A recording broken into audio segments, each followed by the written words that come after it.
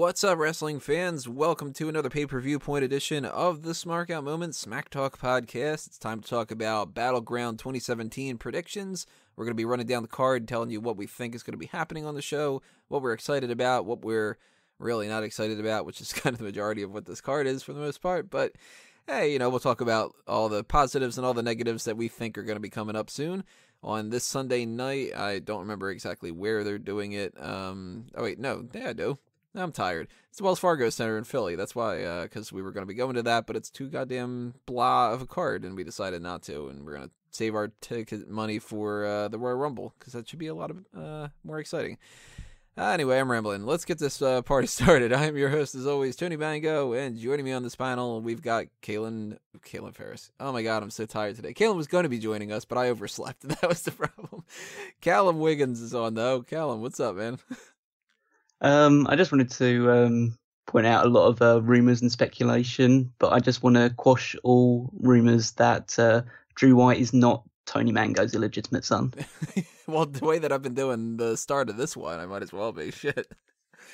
That's what happens when you take a lot of melatonin and then you wake up a couple of hours later than what you expected.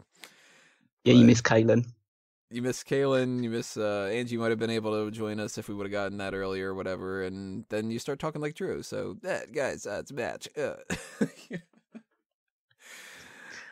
All right, let's shake out the cobwebs in my brain and let's kind of get the ball rolling with the pre-show kickoff match that's been announced, which, who the hell gives a shit about this one? And what the fuck are they thinking with adding into this end of the card? It's Aiden English versus Ty Dillinger. They haven't had any interactions with each other as far as I'm aware of. And this is something that we got on the pre-show for, like, I think it was Backlash or something. Yeah. So what's the point in this? And why do we have this, but we don't have that Sami Zayn versus Mike Kanellis match instead? Well, Sammy and Mike had their big blow-off match on SmackDown, which lasted about 2 minutes. So that's already been dealt with. We can move on. And so we move on to the next big thing, which is a perfect 10 versus a guy who just doesn't appear unless he's being beaten up. So I assume that's basically what role he's going to be playing in this match. I would prefer it to be Chad Gable versus Aiden English, to be honest. Yeah, that's another thing. It's like they are doing this whole thing with Jason Jordan, and Chad Gable's been getting some good matches against Kevin Owens and AJ Styles, and you'd think that if they were going to put anybody on the card as like a throwaway match, it would be Chad Gable. At least him versus Aiden English we haven't seen in that capacity yet. And it would be kind of like, I like Ty Dillinger, and I'm glad that he's on the card and everything, but Gable makes more sense to me. And I would have even been like more into Chad Gable versus Ty Dillinger, even though it's the two baby faces against each other. Or like, what's his face? Oh no, actually he's on Raw. Kurt Hawkins. Forget that they moved him over. Why the hell did they do that anyway? That's another thing that doesn't make any sense. Well, they need Seth Rollins, someone for Seth Rollins to hit a knee on every week. Yeah, like Chad Gable versus some other kind of jobber on the card would have been good. Sin Cara maybe, because he should turn heel. Why not? Or like one of the Singh brothers, or yeah, go Ty Dillinger and Chad Gable versus Aiden English and Eric Rowan. Yeah, sure. Like, I'd be cool with that. Or, you know what? Even better, Dolph Ziggler's not on this card. Start a feud between Dolph and Chad. That could be good. Although Dolph Ziggler not being on the card is one of the few positives that I can take out of this show so far. So don't take that away from me, Tony. Well, he's the highest up person that's not on the card right now. And unless you count, like, well, no, Ziggler's higher up than Luke Harper. Yeah, I'd agree with that. Because we know that, like, Kane and Jericho, they're indefinitely gone, and yeah, that would be a match that I think would be better. I mean, given the grand scheme of things, I think that Sami Zayn versus Mike Kanellis makes more sense, and I'm really surprised that they didn't add that onto this card. But Dolph against Chad would be like a great match to just toss in there. Then that could even be the start of their feud. You don't need to build it up ahead of time. It could have just been Chad Gable wants competition, and Dolph Ziggler's like, hey, fuck you, I'm Mr. Competition. And then they have a match, and then Chad Gable wins on the pre-show, and next episode of SmackDown, Dolph Ziggler comes out and goes like, hey, that was a fucking fluke. And it's the simplest storytelling and all that, but instead we get Ty Dillinger versus the Ghost, which is kind of crazy. Yeah, it doesn't make any sense, just there to fill up time. And I do have to disagree with you. I think Mojo Rawley's the highest person on the roster. Well, he doesn't get high on the roster. He stays high on the roster. Exactly. No indication of what's happening with the Hype Bros this week. We got a little bit of teases here and there that they were going to break up, but they just didn't exist on the card for SmackDown. Saving it for SummerSlam, Tony. It's a big match. We need to needs to be on the grandest stage. The other indication that we got, though, maybe it'll tie into it, I don't know, was that we might get a Fashion Police segment of some sort. Or, well, we're definitely going to get a segment, but we don't know if it's going to be a match or if it's going to be like a backstage skit or something. But they did have a little thing with their, X-Files little thing, and it said Battleground. So, if we're talking a match, there aren't really many options left. We ruled out the Hype Bros. We ruled out the Ascension. We ruled out the Colognes, and one half of the Colognes is injured. And Usos and New Day are in a match. So we either get it like a brand new tag team, or one of them comes back, or the Singh brothers, right? Yeah, I honestly have no idea about what they're going to do with this situation. Which is good, because it means I'm going to be surprised no matter what happens, unless it is the Ascension that comes out, and I'm just going to go, oh, they've completely forgot about what they did earlier, and they just couldn't actually come up with a solution. Maybe this is the Young Bucks. The only other thing I can think of is that Harper and Rowan reform. That would be cool. Because they haven't been doing something. Shit. Yeah, they need something to do, and we need more tag teams on SmackDown now that American Alpha are gone. Obviously, they're not baby faces, but I think you can run with the New Day and Breezango as the top two babyface teams. And eventually, maybe the Hype Bros don't break up, and maybe they stick around for a little while. Unless this is like an NXT tag team coming up. But I wouldn't imagine they're moving the Authors of Pain or Sanity up just yet. Yeah, and that's another thing, too, is NXT's kind of in need of a lot of tag teams, because TM61 is bland as hell, and half of their team is gone. And Authors of Pain are heels, Sanity are heels, and we got, what was it, Red Dragon is the name of the Bobby Fish and Kyle O'Reilly.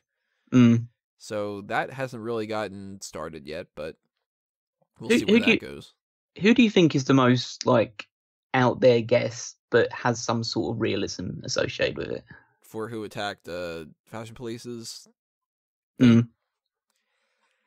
I don't think it's going to be somebody outside of the company. Like they're not going to bring in Kenny Omega and Bad Luck Fale or something. Yeah. I don't think it'll be the Young Bucks either, because I don't think that they would bring them in and put them against the Fashion Police. I think if they were to bring them in, they'd put them in against the New Day or against Gallows and Anderson or something. Yeah, I was being rather facetious when I brought them up beforehand. In terms of an out there guess, I would pose maybe somebody from Raw, well, who was on Raw but has come to SmackDown and who started doing this. I would go Darren Young. But I don't know if Darren Young would have a partner or a tag team partner. But I think Darren Young is completely directionless and hasn't appeared on anything of note that I can think of in about 6 months. I don't know if he's been injured or anything along those lines. I can't remember if he has, because he's very unmemorable. He was injured, but I think that he got cleared a month and a half ago. So maybe they could do something with him. I think he could have a good tag team with somebody who, I mean, I don't know. I know he did reasonably well with Titus O'Neil in the Primetime Players. He'd need someone who's got a lot more character than he has. Maybe a No Way Jose or something like that, but they'd have to be heel, so I don't really know how it makes sense. I'm basically just coming up with scenarios because I have absolutely no idea what they could possibly do. And I wouldn't put it past WWE to make it where it's a non-answer. Like, they get attacked, and it's like, well, maybe it was a ghost. Ooh, let's move on to another story. Like, that kind of thing. I hope what it is, though, I really hope we don't see Breeze and Go split up. Like, I don't want it to turn out to be like Tyler Breeze decided that he didn't want to do that kind of shtick anymore, and he fucked it up on his own, or, like... Yeah, I'd hate that. They're one of the best things on SmackDown at the moment. Their skits, they're always entertaining. They're really good as a tag team. They've done so much more as a tag team than they've both ever done in their singles careers. So to split them up would be utter madness, and it would be just one more nail in SmackDown's ever growing coffin. Yeah, I'm looking at the roster now, and I can't think of anybody that seems to make sense to me. It's not like the mystery show, like... there's so many different twists, and I don't know what to do. It's just like, even like the Singh brothers, like, you can't really picture the Singh brothers wanting to feud with the Fashion Police. Or like Harper and Rowan, are they really going to go out of their way to trash the Fashion Police's office thing? Like, and then we're going to start the Wyatt Family 3.0 and their a comedy gimmick thing, There is one name. There is one name I would throw out from NXT that may not be too familiar to a lot of people, but it's Dylan Miley. Well, I think that was his original name. I think he's changed his name since then. He was the guy that was always coming in, and he was tag teaming with somebody, like some really scrawny guy, every single week. Yeah, I know what you're talking about. Yeah, and the scrawny guy would get beaten up by the Office of Pain or Heavy Machinery or something like that and get pinned, and then he'd beat the crap out of his tag team partner and walk away. Yeah, he's going by Lars Sullivan now. I think he could fit. Maybe him and who was the guy that got like destroyed by Samoa Joe? Dan Mather? Yeah, Dan Mather. Yeah, just these two giant meatheads just teaming up together. You know what? I'd be cool with somebody from NXT coming up like that. Why not? And I mean, I would think on the NXT roster, there's a couple people that need to be moving up a little bit quicker than that. But you brought up like No Way Jose. He could work on the main roster, but he wouldn't work in that story. Yeah, and I would be kind of weird with like No Way Jose suddenly being a heel and stuff. But well, maybe Patrick Clark and Andre. I'd go Andrade Almas. I think him and Patrick Clark could be a good pair. I could see Patrick Clark and Darren Young teaming up, and not because they're black, but because Darren Young could do some kind of like just turn into the Skid. We all know that he's gay, and the Patrick Clark Velveteen Dream thing is like clearly trying to play off that kind of like effeminate vibe, the ambiguity of Prince. Right. So it's like I think it'd be kind of funny to see Velveteen Dream as like this straight guy who's playing like a Prince type of character, and then you get like Darren Young who's an actually like a gay guy playing like a totally straight guy. I think that'd be kind of funny, but I don't think that that's going to be what we get here. There's a possibility that it's actually like actually no, they're not going to do that. I was going to say maybe it is Sanity and maybe they are bringing them up, but I forgot that they got a title match at TakeOver and that happens after this. So that's not happening. It's unlikely. Yeah, I wouldn't be against it though. Even if they did have a tag team match at Brooklyn. I do think this is going to be more of a backstage segment than a match though. I think that's probably likely. And I like the fact we probably devoted more time to this than we would to any other match on this. Oh yeah, because it's like, well, who cares about the pre-show match? It's like, well, if Dillinger doesn't win, then it's wrong. And then the Sami Zayn and Mike Kanellis thing, they already did it on SmackDown, so there's no real point in throwing that into the mix. But that's the thing I'm actually kind of the most intrigued about is where do they go with this Fashion Police thing? Cause... Oh yeah, 100%. I'm completely on board with that. The rest of the card is either predictable or I just don't care about it. Yeah, like this will tie into a match later on, but Shinsuke Nakamura versus Baron Corbin. To me, it's like, well, if Baron Corbin wins, okay, so Nakamura got his first loss. If Nakamura wins, all right, so he continues to win. End of story. It's like, I don't care. Yeah, completely agree. I don't know if the feud's been good because really it just doesn't. it's something at least for both of them to do, and they have been quite physical with each other, but there hasn't really been any sort of real creativity behind the feud itself. It's just the Money in the Bank holder versus the guy that he took out at the start of the Money in the Bank match. It's very, very bland, and it works enough. Like, I mean, the biggest problem that they've got going on right now is that they can't give Nakamura some kind of feud where he needs to actually cut a promo. Yeah. He struggled to even say, "You call, I answer," the other day. And it's like, I just point. Like, you know? I mean, I don't care about the fact that Nakamura can't speak English particularly well. It doesn't, I mean, as a wrestling fan, it doesn't really bother me too much because he has enough charisma in the ring and enough ability in the ring to keep me interested. And it's not like Corbin is amazing on the microphone. He's definitely leaps and bounds ahead of Nakamura, but Nakamura is leaps and bounds ahead of him in the ring. So you kind of have to balance it out, really. I think the match will be pretty decent. I think Corbin's losing. Just putting it out there. Because he's the Money in the Bank holder, and the Money in the Bank holder loses until he cashes in. I'm more confident about him losing this match than anybody else winning or losing any other match on the card. Secondary would be Styles retaining. Yeah, I'd probably go along with that. Actually, I've got one other one as well, but I'll come up to that when the match actually happens. But yeah, I don't think it's too soon to have Nakamura lose. And I think Nakamura needs to be in a pretty high-profile match in SummerSlam, and having him lose here would only set up another match between him and Baron Corbin at SummerSlam, which I don't think is merits it enough. I got an idea of where I think that this will end up going, and what the hell, I'll spoil it for later on.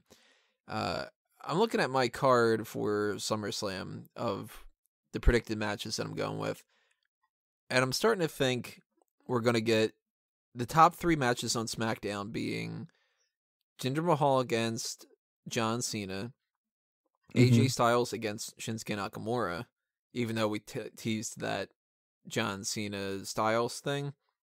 Yeah.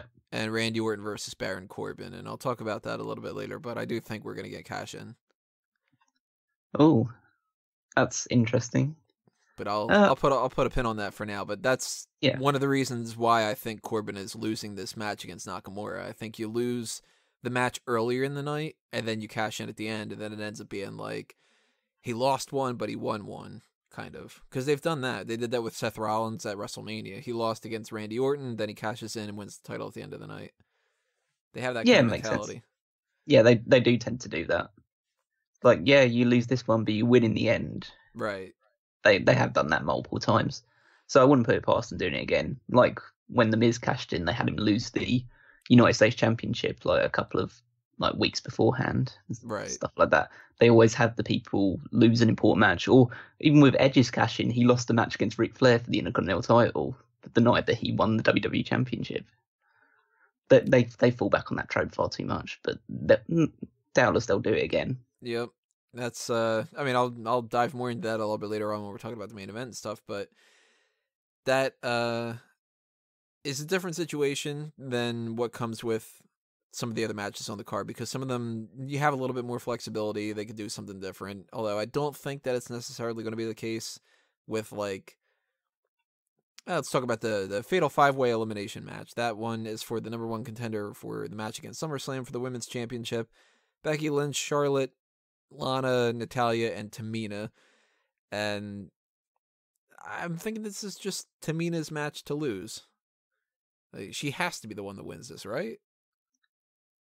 I mean, if you want to have a really bad match at SummerSlam, then yeah. I think that they could put on a good match. That involves Tamina being in a good match. I'll bet her being better in a match than her being better in a promo. That's for sure. Well, that's like, I don't know, you chopping someone's legs off and making them do a race. It's just like, oh, if you chop the right leg or the left leg, which one's going to help them run faster? It's just like, oh, the right leg's the promos, the left leg's the in-ring action. Either way, she's going to be running slower than everyone else. I don't know what the analogy was there, but either way, somebody's getting a super kick. Well, I look at the other options though, and it's like Natalya is just so bland and so Yeah. boring. Mm-hmm. And we've seen Lana against Naomi a bunch of times, so they can't really just do that again. You Becky think so? Lynch is like, she's kind of like the Charlie Brown at this point. She doesn't really end up winning the matches. She just kind of builds up a little bit of steam and then loses. And then Charlotte, it's sort of like the safe option, kind of just being like, well, it's Charlotte. We like Charlotte. Let's put her in SummerSlam. Mm. They got that story with Tamina and Lana kind of going on, and unless that gets worked some way into like a secondary feud with Becky or Charlotte, then I think that Tamina versus Naomi with Lana ringside is probably like the easy option to go with. Yeah. I mean, I agree that the way they've been building it up, Tamina seems like the favourite to win. But I'm going with the safe option, which is Charlotte. I think having Charlotte not be on SummerSlam is a bit of a faux pas, even though I know certain people don't like the way that she's shoved down people's throats. But I think the best chance to have a really standout women's championship match for SmackDown on SummerSlam is to have Charlotte versus Naomi. Because Charlotte does hold a one-on-one victory over Naomi from when Charlotte first debuted on SmackDown, and they have already had a championship match, but that was interrupted, so we didn't actually get a conclusion to it. So that can be the story that builds up to the actual match at SummerSlam itself. And I also am partly in the mindset that we're going to see a cash-in at SummerSlam. Carmella is kind of lingering around there, yeah. I could imagine either Naomi or Charlotte winning that match after a really hard-fought battle, and then Carmella sneaking in and winning it, and then both of them are so angry about how they had such a amazing match by their own standards, and Carmella took advantage of the situation and tarnished the entire thing by cashing in. What would you say is your worst case scenario for this? Because to me, I kind of go back and forth between Lana and Natalya. I have zero interest in Natalya, but it would be a better match than Lana. And Lana is since I haven't seen her wrestle as much, maybe she pulls out a more interesting thing, but we've seen 3 matches where she's gotten her ass kicked already, so one of those two for me. Oh, yeah, 100%. Those two are the weakest options. Lana, for me, is the absolute worst option. You can't have her have another match against Naomi where she's actually competitive unless Tamina trains her up, and that's not really sort of training that's going to help you defeat anybody in any sort of match. I don't want to see a 4th match between those two in such a short space of time. And Lana versus Naomi on SummerSlam, it just doesn't make sense to me at all. That seems like that would end up being a pre-show. Yeah. I just have to put out the idea that there's another multi-women elimination match on a show it's getting a little ridiculous. And this is the second pay-per-view that Naomi hasn't defended her title. Yeah, she's defended against Charlotte, which didn't have a good conclusion, and she's defended 3 times against Lana, and they're the only title defenses she's ever had, which is contributing to the fact that I don't think her title reign has been very good at all. No, she deserved a better reign than that. Yeah, I mean, I'm not good in the ring. She could have good matches against people. They just don't seem to actually want to give her the matches. I would say I'm not the biggest Naomi fan, but I do appreciate that she's very athletic in the ring, and she definitely could have had better matches with the likes of Charlotte or Natalya or Becky Lynch, and even Tamina. But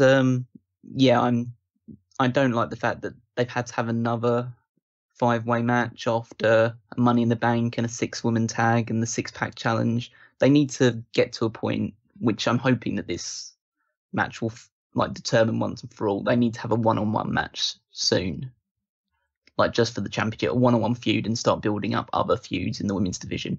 Because that was one thing that SmackDown was really good at before WrestleMania, and since then it's not as bad as Raw's women's division, but it's gotten a lot worse.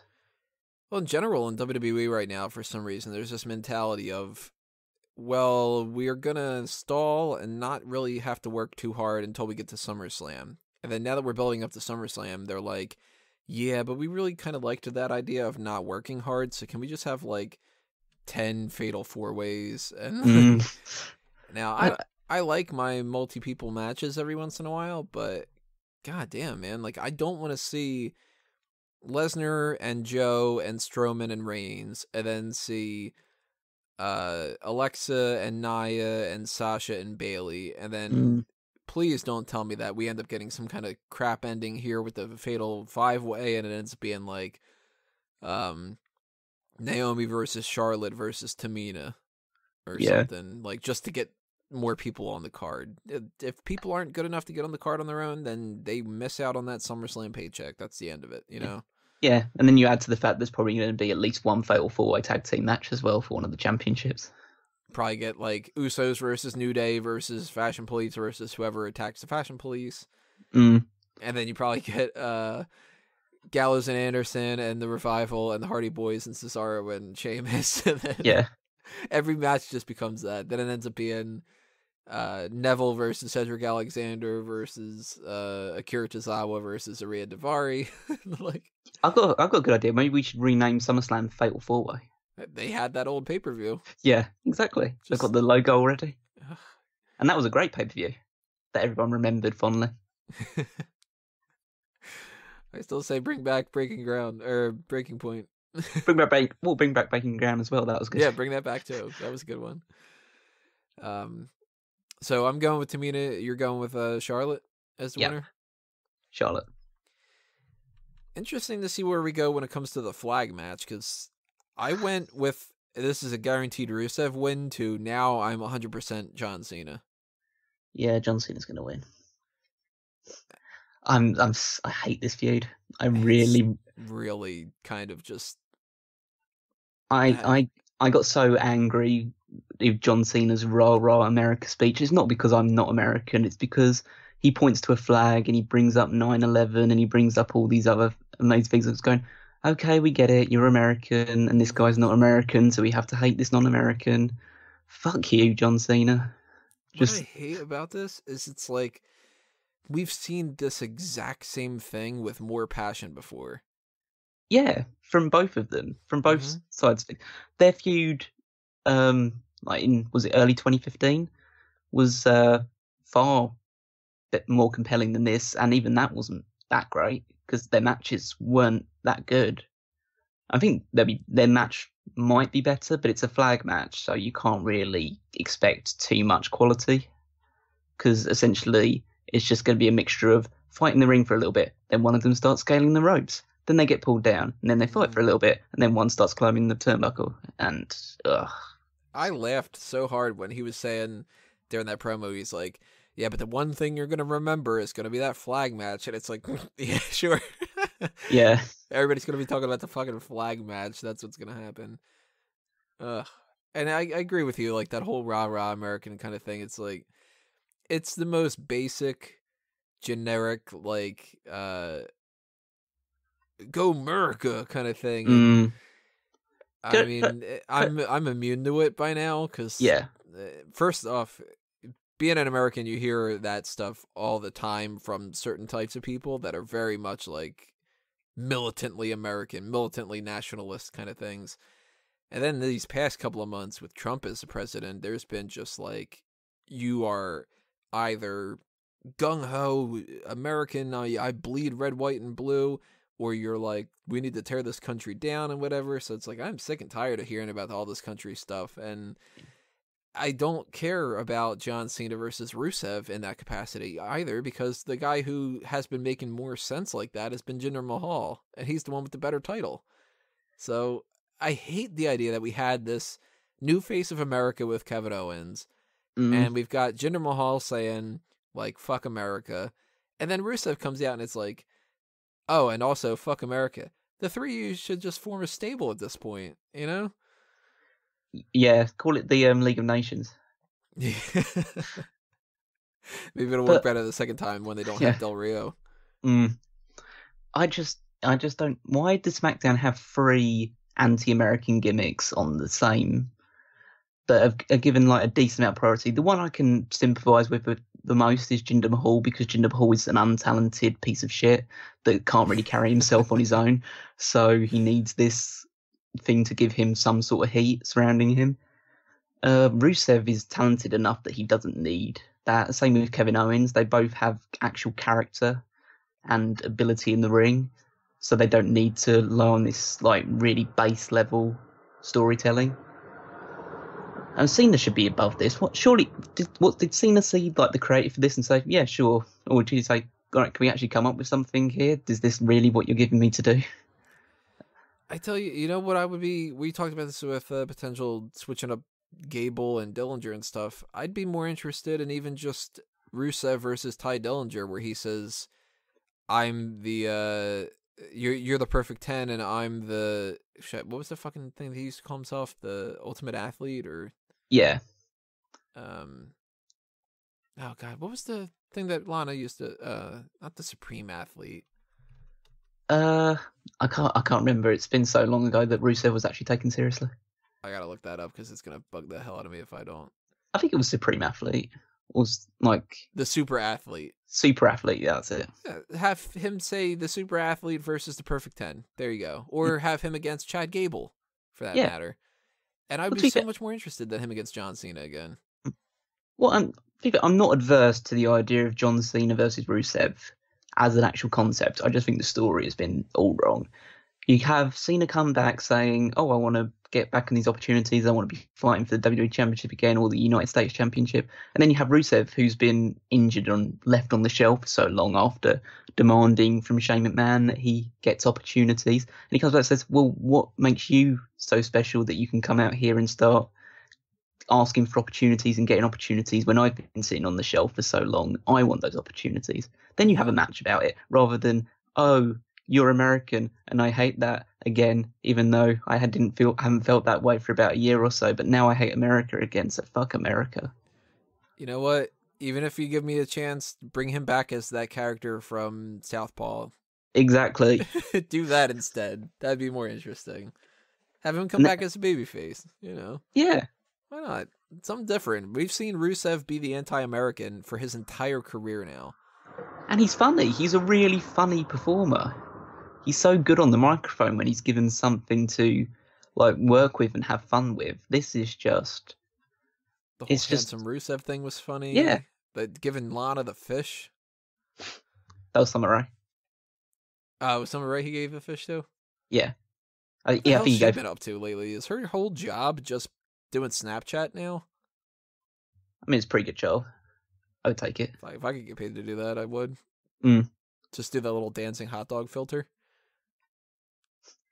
Yeah, I mean, that sounds good. I don't think Summer Rae would suit the hot dog too much. Although she has plenty of hot dogs. Although she has great buns. Hey. So, yeah, the flag match is... I highly doubt that's going to be the thing that everybody remembers. But, hey, try to prove us wrong, WWE. Just try. SmackDown Tag Team Championship match is something that I'm kind of 50-50 about. The Usos against the New Day. To me, it's like, well, if the New Day wins, they're going to get overshadowed. And if the Usos win, people are going to go, well, that's just continuing, I guess. Like, I'm not as much into this feud as I was hoping that I would be. I like the Usos a lot. And everybody knows that the New Day is like my favorite tag team in the past, like, 15 years.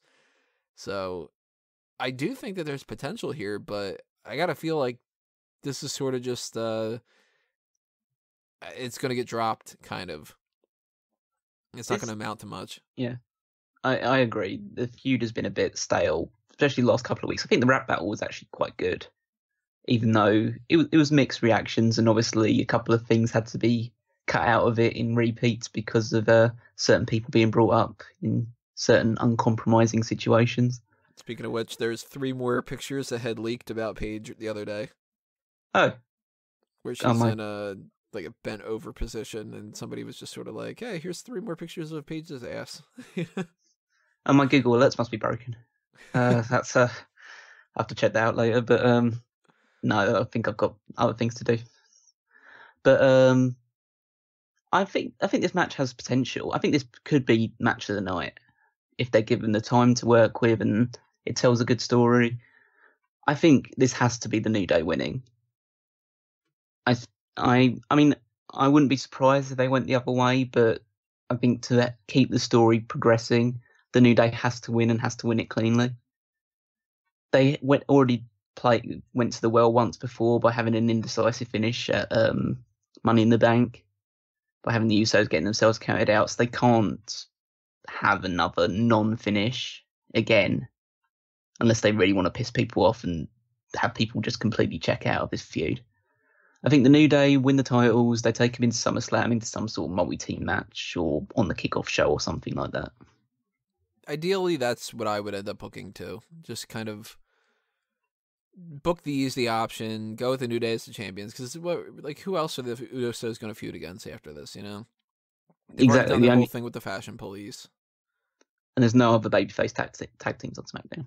No, I mean, even if the Hype Bros do stick together, I don't really want to see the Hype Bros end up being the ones that take the belts off of the Usos. And we don't really have another babyface tag team that we can throw into the mix like that. So, I'd rather see the Hype. Yeah, I'd rather see the Hype Bros both turn heel, because I know they're trying to tease dissension between them. But I'd rather see both of them turn heel, get serious, and take on the New Day. That'd be a more interesting feud for me than having the Usos win it and then just having a completely non-existent feud against the Hype Bros or the Fashion Police again, or continue this stuff with the New Day. Yeah, so I'm hoping that the New Day wins these belts, but I got a feeling, especially if we do end up getting a cash-in, that it's like nobody's going to care, kind of. Oh, that's going to be completely overshadowed, but I'd rather have the New Day have the power and the gravitas about them to build a little bit. They have the power. Who has the power? Who? But yeah, I just they have enough like marketing behind them to push the tag team titles back into some sort of level of prominence. At least more so than the Usos. Yeah, especially with Talking Smack being cancelled, the Usos that really won't have a platform to do anything anymore. Such a dumb idea. I miss Talking Smack already. I instinctively kept the network on after 205 Live yesterday. Just to be sure. It did that like commercial with like, you know, just like bong dong bong dong bong dong bong dong bong dong bong kind of thing, and I'm like, I don't remember this. I'm like, oh fuck, that's because it's like we're done. That's we're signing off, and it's just a bunch of extra bullshit in the background kind of thing for the rest of the night. And yeah, like, I don't remember what came after it, but I immediately shut it off because it's like I don't need to watch a rerun of something I've already seen before, like Story Time or something. Yeah, it's a shame for a lot of characters, but with regards to the tag team titles, I think the New Day have the ability to get some attention back onto the tag team division that's been sorely lacking for basically the entirety of 2017. And you got to think with the New Day being champions, they're going to try to like force a little bit more creative control, and they're going to kind of bring in some new ideas and freshen things up and stuff, because the Usos don't have that same pull. The New Day is able to like convince WWE to do shit. They sell way more merchandise than the Usos. Yeah, definitely. They definitely have more stroke, and so they could actually get a few storylines going in the tag division. I can imagine like the New Day winning against the Usos, and then them having a rematch at SummerSlam or for SmackDown, and then they go on to feud with whichever team took out Breezango. Definitely a possibility. At least in that regard, I would think that the Wyatt family would make sense. Yeah. Like I can see Harper and Rowan putting up a good fight against the New Day. Well, they've done it before. Well, Harper has at least. So I think that that's something to kind of keep your eyes on that will probably get lost in the shuffle because we'll have other stories to tell about. And, you know, they'll be focused on what AJ Styles is doing, what John Cena's doing, and the title situations and all that. And then it's going to be like, oh, we also have a tag team division. Like, yeah, all the important stuff is for singles people. Yeah. Tag teams are only designed to make more singles competitors. Such a bad philosophy in WWE. I don't know why they do that all the time. We've had so many tag teams split up recently. Yeah, and they're all going to go nowhere. Hopefully, at the very least, Jordan and Gable don't get screwed. yeah, I'm hoping they're back together at least by 2018 after this Angle thing potentially flops. But yeah, Cass and Enzo are both pretty much dead in the water. Oof. Yeah, they're not doing well. Especially So with Cass's horrible goddamn entrance music. and It's like, oh, I hate it so much. That reminded me, I needed to write that down in my notes as a potential thing for worst thing of the year. yeah, worst thing at all of ever. Just worst anything. Mm. Actually, I'm going to write myself a note about that right now so I don't forget about it. Big Cass's entrance music. There you go. Right next to the Golden Truth, Nia Jax, Steve Cutler, and the Ely brothers for worst entrance music. It's quite a good selection there. What other matches do we have? We have the United States Championship match. AJ Styles defending against Kevin Owens, which used to be Kevin Owens defending against AJ Styles, which to me just rings the bell of, well, clearly Styles is retaining, right? Like, they're not going to have him win that at a house show and then drop it again. I'm wondering why you're talking about this match first, Tony. Surely this is the main event. Like they're fighting for the biggest championship on SmackDown. It might as well be with all the anti-American stuff. You'd think that the United States Championship would be the one with all the focus. Yeah. Well, it's along the lines of AJ Styles holds it, John Cena was after it, and Kevin Owens is after it. Surely this is the main championship on SmackDown. And Nakamura is waiting for a call. Yeah. I mean, surely that's what the contract is for Baron Corbin's Money in the Bank. It's a United States Championship shot, right? You know, I wouldn't be opposed if they added some kind of stipulation about the Money in the Bank like that, where if they said you can get any title match anytime you want, and if somebody cashed it in and said, like, I've got a partner and we want a tag title match, and then it would just kind of be like, well, the contract doesn't say it needs to be for the WWE Championship. It could be for any championship. I'd like that someone just like bypasses the WWE Championship match and just go straight for the United States title. How much like interesting would that be though? Because then it would be like, wow, the mid-card title was like they wanted the mid-card title, you know? Like I can imagine the Miz doing that with the Intercontinental Championships, like saying this is my championship and I want it back, rather than going for the Universal Championship. Especially if Brock Lesnar or Braun Strowman is holding it, I think he'd probably be more inclined to go for the Intercontinental again. Yeah, that'd be cool. I'd like that. I do think Styles is retaining here, though. I think that if they would have wanted to keep this on Kevin Owens, they would have just kept it on him. He already did that whole thing where he lost it to Jericho and won it back. They're not going to do it twice. Yeah, I agree that Styles is most likely to win this. I don't know what they would do with Kevin Owens after this. He's one of the people I think is going to get lost in the shuffle, especially around SummerSlam. But Styles has a lot of potential people to face at SummerSlam. He could face John Cena, he could face Nakamura, he could fight Rusev if Rusev wins. Maybe Randy Orton if Randy Orton loses against Mahal.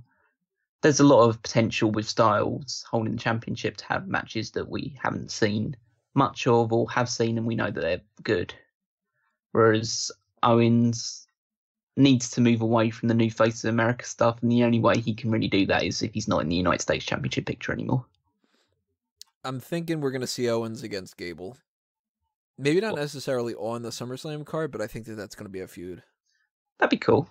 I'd like to see Gable get like a fluke win against Owens, and Owens has to start getting a bit more, maybe more serious and focused again, because he seems to be a bit more concerned about, like, at the moment, like just proving people idiots and stuff like that, and he'll need something to have him be a bit more serious and a bit more ruthless.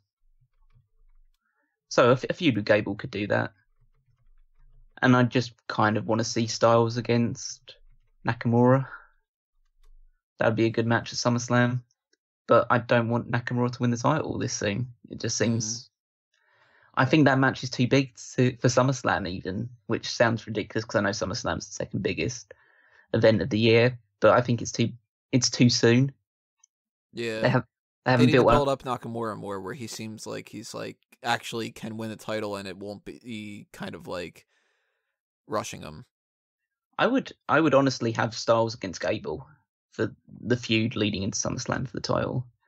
Just because I think it gives Gable a big boost up the SmackDown. He doesn't have to win it at SummerSlam. And I don't think Styles should drop that title for a while. So if you're just going to have a transition match just to add more notches to Styles' belt before he drops it, then why not just give Gable an opportunity on a big stage? It's true. And their match on SmackDown was really good. If they would give them 10 minutes more, then they could have an absolute classic. What about if we get Nakamura versus Rusev in a flag match? No, just replace the Raw American with Raw Japan. And you add John Cena to that match, and you also add Becky Lynch, and then you have like 4 different flags on 4 different turnbuckles. But then you got to add a 5th one, and it needs to be the flag is like coming down from the ceiling, like a briefcase or a title belt for like a ladder match. Oh, who'd we? Oh, we'd add Jinder Mahal for that one then. Yeah, there you go. He could have the Canadian flag. Took you a while, that one, didn't it? Yeah, I was like, wait a minute, the Canadian one? And then I'm like, oh yeah, that's right, he is Canadian. Yeah, so speaking about the WWE Championship match, we got a Punjabi prison match, which is the 3rd one that we've ever had before. And to be honest, I don't even remember how the hell this thing works. And I listened to the Singh brothers talk about it, and it's like, I didn't remember that there was any kind of like, you have a 60-second window for the little doggy door to open up and whatever. And I'll explain the rules as they actually will happen. What's going to happen is the 2 guys are going to stand in the ring, then one of them's going to get knocked down. Then they're going to point towards one of the doors. The referee's going to open it up. They're going to drag themselves away from the cage door for 60 seconds. Then it's going to drop. Then that's going to happen 3 more times. Then Jinder Mahal's going to climb over the top of the entire thing. Then Randy Orton's going to follow him, chase him around, and then one of them's going to escape the final structure in the end, and no one's going to care. Sounds riveting. I'm only going that based on the 2 other matches, which were basically followed the same pattern. But yeah, I mean, I remember the Great Khali versus Batista's match of this, which was, I mean, I think it was like match of the year contender. And so I have high hopes for this one to live up to those lofty expectations. At this point, basically, because, I mean, I was hesitant to buy into the Jinder Mahal title reign to begin with. And over the past, 2 months of him being champion, I've really been against it. And it's not that I don't like the idea of a guy who's lower on the card getting the title. I just don't think Jinder Mahal's good enough for it. Yeah. And the more promos that he cuts, the more that he's just kind of like, my people are struggling to talk about, and I'm like, dude, I don't buy it. Like, I don't think he even thinks that he's worthy of the championship. No, he probably pinches himself every day to make sure that he's not like on this, like the greatest ecstasy dream of his entire life or something like that. Yeah, or he hasn't had like overdoses on steroids and stuff like that. He's just having this mad fever dream. I'm thinking this is a scenario where we need to nip it in the bud right now. We need to just kill it. I think Randy Orton wins the title back. And I mentioned this earlier. I think that they don't necessarily have like a grueling match because, I mean, it's a cage. It's sort of like, it seems crazier than it actually is, It's like, oh my God, they're surrounded by this cage that they can't really do too much with. And at the end, it's going to be like, he survived this big cage match. And all it is that you have a cage surrounding the ring. It's not like he survived a brass knuckle brawl where people keep punching each other with brass knuckles all the time or something. And I think that we're going to get like that's such a big gimmick match that's where Corbin cashes in. And then Randy Orton versus Baron Corbin at SummerSlam, and they can kind of do like, that's like the tertiary main event, because that's for damn sure not going to go on past the Universal title match, that's for sure. No. And Corbin's got to win it at some point. So if he beats Randy Orton, I think Orton and Corbin can be a good pairing, kind of. More so than Jinder Mahal and Orton. And Jinder, like, you have one other option. Either Jinder loses it to Orton, or he loses it to Cena. And that's it. they're probably the two most prevailing options. I would probably want to take this opportunity to say that I was right about Jinder Mahal winning the championship being the worst thing that's happened in recent memory. And anyone who disagrees with that and thinks that Jinder Mahal's doing a good job, you're wrong. You're just absolutely plain wrong. And I don't care if you want to leave any comments or suggestions or anything like that. Basically, any argument you want to make, you're 100% wrong, and I don't want you watching this program anymore. You can go away. I don't want you here anymore. I want you watching this program. But it's his promos are bland and one-dimensional. His in-ring work is boring. And the worst thing is that to have an end to this like torment of him ruling over SmackDown, and when I say ruling over SmackDown, I mean appearing in the third segment of the show and then just fading away afterwards, because he's had such a negative impact that the WWE Championship now feels even less prestigious than the SmackDown Women's Championship, which is like saying something that's just in my eyes. I know that most people won't share that view, but it's detrimental to the actual prestige and reputation of the championship. But the fact is he has to lose it to Orton, and Orton is the second least interesting person I'd want to see holding the championship on the entire SmackDown roster. So you're having the person who I hate the most holding the championship against the person who I would hate to beat him for the championship. So I kind of just want Mahal to keep it and lose it to someone that I could actually be interested in. Because if you've gone this far, like having him lose to Orton is just saying that the experiment failed and that there was no point in doing it, and it's just going to go down in history as this really like weird footnote of time where basically everyone took too much coke and thought that was a great idea. And I'd rather just see Mahal lose it to Cena at SummerSlam. It's a possibility.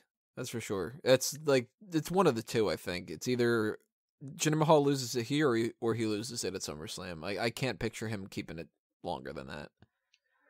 Yeah, I would like to see... I would have liked for this feud to actually have worked. I would have liked to see more of Jinder Mahal being presented as an undeserving champion, because I think the real major issue with this feud, which sounds ridiculous, is they've tried to make Jinder Mahal on Randy Orton's level. They've tried to present Jinder Mahal as being a credible champion, which is just done the complete opposite. In my mind, they should have had Jinder Mahal losing matches against Sami Zayn or Ty Dillinger, and then just thinking, well, you just fluked your way to a WWE Championship because you had the Singh brothers and you got lucky with one move. And then they could just build an entire story around that rather than, oh, we've made Jinder Mahal champion, now we need to take him seriously type deal. I think it would be quite an interesting story to have somebody who's champion that completely just doesn't fit the title whatsoever, rather than have someone who doesn't fit the title whatsoever, but you are trying to convince us that he does fit the title. Yeah, that makes sense. But I think they either didn't go that route, so now they're kind of screwed. Well, I think either way, this match is going to be a huge disappointment, and whoever wins, I'm not going to be interested. I think unless you do that cash-in, I think nobody cares. I think the cash-in idea is interesting. The main issue I'd have with the potential cash-in is that you realise that they can't lift the Punjabi prison. They probably won't lift the Punjabi prison as soon as the match is over, and it would probably take a while for them to do it. And so Corbin would have to beat up Randy Orton, who'd be on the outside of the cage, and have him basically be beating him up against the bamboo and stuff like that, and then wait for the cage to be raised up, then wait for the referee to turn up, get him into position. I think if there is going to be some sort of cash in, I think it'll just be a tease and Randy Orton just RKO's him before he can actually cash in. It's also a possibility. That's just the way I'm seeing it. I think it's a logistical nightmare, essentially. This cash-in is a logistical nightmare. So I just don't think it'll happen. You know what they could do? They could have Orton wins the title, and then they start bringing up the Punjabi prison, and he does some kind of celebration in the ring. They award him the title, and he does that whole I'm gonna just pose with it for a little bit in the process. Then it's then you hear Corbin's music come out. They could do that. I mean, Yeah, it's that could still work. trying to get around the idea of that cage being the problem, but I think if Orton wins and there's no cash in, or if Mahal wins and it's just like, well, he's still the champion, people are going to be like, oh, so that was Battleground. All right. Yeah. Yeah, I completely agree. Do you think it's like a pretty weird situation that we're kind of hoping that Baron Corbin becomes WWE champion? It is, because, like, I like Baron Corbin enough, Mm, but I don't want him to be world champion. no, not yet anyway. He I don't, needed to get at least one mid-card title first. I don't really mind about the title thing. I just think he needs to have a few like big feuds to build him up as the Money in the Bank winner before he cashes in, or at least beat. I think he would have needed to either hold the mid-card title or beat someone like Styles or Cena clean once, just to give him a bit of credibility or an air of like, oh, I can cash this in and I'm really dangerous when I'm cash this in. I can cash this in when you are just standing in the ring and you haven't been beaten up. It just, if he wins it now, it'll be too soon, but it still comes across as a more favourable option than either Jinder Mahal or Randy Orton carrying it into the next episode of SmackDown. Yeah, this is kind of one of those pay-per-views where you're sort of damned if you do and damned if you don't. Like, well, we're damned. This is this is the pay-per-view of the damned. It's been like the running theme of 2017. Oh, I These think pay-per-views are just kind of underwhelming. Oh yeah, I agree that the majority of them, but I think this kind of takes the cake so far for this year for me. There's just a load of feuds that I'm not excited to see who wins. It's weird because there's usually at least one or two matches where I'm just like, okay, I'm at least invested in this match, so I'm excited to see who wins and what will happen if this person wins and what possibilities they could be. This one, all seven matches that have been announced, I don't care who wins. I'm not really that interested about what will happen afterwards. They could obviously change my mind. There's potential, and some of the matches could be very good. But just going into it, all the feuds have been underwhelming. So if they're expecting me to be like super excited and pumped for Battleground, then they've done a piss poor job, and they should be ashamed of themselves. Well, as soon as the pay-per-view's done, we're going to get that whole, like, in one of the most spectacular events in recent memories, we've had a grueling contest for all of 7 matches, and, God, remember the last time that you saw Aiden English versus Ty Dillinger? We haven't seen anything like that since Backlash, like, that kind of thing. Yeah. They'll make a big, fuss over like every little thing that happens, and it'll be, I haven't seen a fight as bitter as this Jinder Mahal and Randy Orton thing. And I'd just love it if like Byron Saxon on commentary was just saying, okay, that was a match, and now we move on to the next. Yeah, this is literally like Drew pay-per-view. This is, oh, that was a match. Oh, this is going to be a match. This is a match, rather than, oh, so exciting, I'm so thrilled. I feel like we're putting it down on everything. That you would say is your thing that you're most and least excited about if you had to pick? I'm most excited about whatever happens with the Fashion Police. I'm agreeing with you on that one. And I'm least excited about, I don't know, there's so much to choose from. To be honest, I'm least excited about that flag match. I'm even more into the Dillinger English match. Which is like, yeah. I'm not at all into that match, but just because it's like, hey, I haven't seen Ty Dillinger in a while. Yeah, it'd be good to see Ty Dillinger win a match. And I probably won't watch the Kickoff show anyway, so it doesn't really matter too much to me. It's either going to be the flag match or the Punjabi prison, just because I think the match quality on both of them is going to be subpar. Because at least with the other matches, there's potential for an actual good match, even if I'm not too interested in the feuds leading up to it. Those two, I think there's too much restrictions on a flag match, and there's never been a good Punjabi prison match. So why am I going to stake my hopes? Why am I going to stake my hopes on Jinder Mahal and Randy Orton producing like a match of the year contender, or even like a good match? They haven't had a good match yet. So why would I think, oh yeah, let's have their match and let's conceal it in a ton of bamboo? At least that means I won't be able to see it as clearly, so that'll be good. That's one of the reasons why we decided not to go, because everybody was just sort of like, we're not going to be able to watch the main event in the crowd. I mean, why would you want to anyway? That's true. It's So like a lot better argument to save our money for Royal Rumble. yeah. Oh, definitely. That way we can be disappointed about who's going to fight at WrestleMania that way. Yeah, you're gonna be so like disappointed when Jinder Mahal wins the Royal Rumble. I'm going to be disappointed when fucking Roman Reigns wins it. Oh, that's a possibility. I'm hoping that he's kind of Universal Champion by that point, so he just can't be in the Royal Rumble this year. Even though this is not our SummerSlam predictions, I'm just putting it out there again. You better fucking take that title away from Brock Lesnar. Well, yeah, especially if he's joining the UFC again, then yeah, take it off him. If anybody but Brock Lesnar wins that match, I'm going to be happy. Oh yeah, I'd be fine with that. I want go into long-term booking just because like I'm so bummed out about Battleground that I'd rather have some more interesting long-term booking here. I want Samoa Joe to win at SummerSlam. I want Roman Reigns to beat him. I want Braun Strowman to win the Royal Rumble and then beat Roman Reigns at WrestleMania. I'm cool with that. And then all three of them can be champion because all three of them deserve it. And then we can move on to the next step after WrestleMania. Conflicts with some of my I want Strowman versus Lesnar at WrestleMania, but I don't want it for the title. Oh, that's. I mean, I want if Lesnar's leaving, which I don't know if the rumors around that are true or not. But if he's got signed up till WrestleMania, then yeah, probably best to just have him get run over by Strowman. But I'd love to see him just get wrecked. I'd love it. I'd love it to see him get beaten in the same time that he was beaten by Goldberg. But he won't do that because he likes Goldberg, and I don't think he really cares too much about Braun Strowman or WWE. So, but yeah, he's a great champion, guys, and he's the greatest draw that we've ever seen in wrestling history.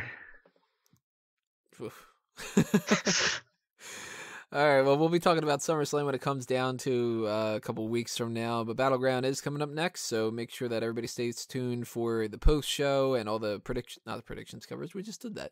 All the pay-per-view coverage on Sunday night. Go back and listen to it again. Yeah, go ahead. Maybe this time around I won't botch the beginning of it and the end of it. Tell us what your predictions are for Battleground in the comments below on YouTube. If you're listening to this on iTunes and Stitcher, then go ahead and leave them on the page or the website itself. But that's it. So, Callum, anything you want to promote? Anything you want to toss out there for people to be aware of? Well, you can follow me on Twitter at Wigmeister14, and you can check out all the weekly articles on Smark Out Moment. We've done a triple threat talking about how disappointed we are about Battleground. That will be coming up soon. And all the other weekly segments, Power Rankings, Women's Wrestling Weekly, Battle of the Brands. Spoiler alert, Raw wins at the moment. But that's in my opinion. Yeah, and I apologise in advance for this pay-per-view sucking. I'll apologise on WWE's behalf. Yeah, I'll apologise on WWE's behalf because they're not going to do it. They're going to say it's the greatest thing ever. I'll tell it to you straight. This pay-per-view is going to suck, and you're going to hate wrestling after this. I got a feeling I'm going to be a little bit down. Yeah. But hey, G1's going on, so you could watch that. That's great. All right, everybody, that's going to do us in for this edition. Stay tuned as for all the other stuff that I mentioned before. Just hit that subscribe button on the YouTube channel. Follow us on Facebook and Twitter at SmarkOutMoment to get notifications on that regard for the website, SmarkOutMoment.com itself, of course. And anything else that's happening there for fanboysanonymous.com, I'll potentially be posting a couple of things for that too, because I think San Diego Comic-Con is coming up. Punching all over the place there today. And whenever that happens, we usually get like a bunch of trailers dropping, so maybe I'll do some trailer reactions and such. Maybe not, though. Maybe I'll be lazy. Who knows? Stay tuned to fanboysanonymous.com for more of that stuff, though, if it ends up popping up. But for now, that's going to do us in for this edition. Thanks for listening, everybody. This has been another Smark Out Moment, and we're being counted out.